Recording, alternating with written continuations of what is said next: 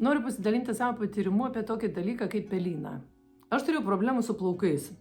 Man vienu metu buvo taip, kad dalis plaukų, praktiškai pusė plaukų, buvo tokie palikę kaip šepečiai.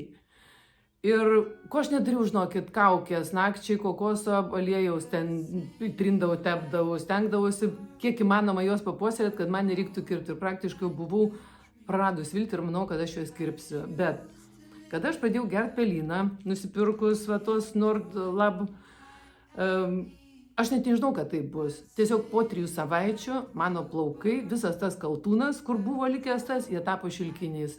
Tai žinau, kas darosi su žarnynu, nežinau, kas su imuninė sistema, bet praktiškai, kai pas tai sveikas žarnynas, kai pas tave organizme viskas gerai, tą gali pamatyti pirmiausia ant plaukų. To, kad nuo pelyno geriant neturėsit kirminų, kad pelyną geriant jūsų virškinimo sistema bus tvarkinga, jūs neįtikėtinai pamatysit, kaip keičiasi jūsų šukuosena.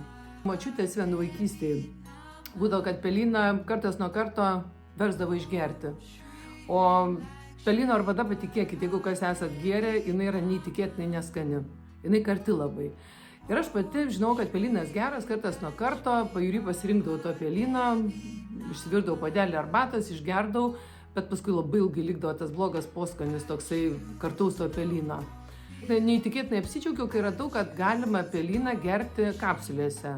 Kapsulėse, kurios yra iš karto paskaičiuota dozuotė, kiek turi būti, tu negali perdozuoti, nes apskritai pelynas yra tokia vaistažolė, kurią gali perdozuoti ir kurios nėra gerai labai daug.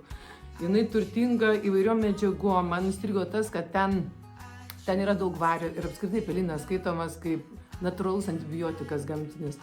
Labai rekomenduočiau pabandyti. Aš nemanau, kad čia man vienai tai pasisekė su tuo pelynu.